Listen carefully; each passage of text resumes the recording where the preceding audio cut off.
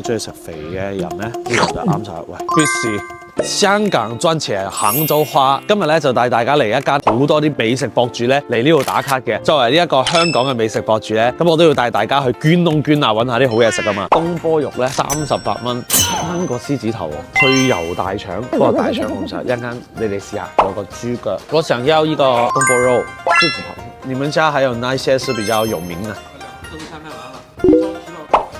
賣完了，白斬雞都沒有了。哎呀，我剛剛還說要買一個白斬雞。平常你們是很多遊客過來買的，本地人比較多。哦，先試試這幾個吧。哇！如果中意食肥嘅人咧，呢嚿就啱晒。喂，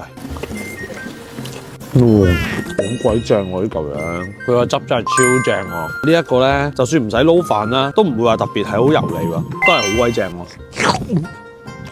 必試。呢個獅子頭都好食嘅，但係咧你同頭先嘅東坡肉比咧，東坡肉實在太高分啦！一個呢啲咁靚嘅獅子頭7蚊一個啫喎，其實都係好抵食。好出名嘅大腸啊，同啲同事一齊去食下，唔係我餵你食啊！男人老狗喺條街費事咁樣啦，係咪先？呢間必嚟哥嚟食，呢個啱我食啊！係對於我嚟講，非常之鹹。我試下個汁先好啊！係喎，好重嗰啲花椒八角味嘅喎，好食啊！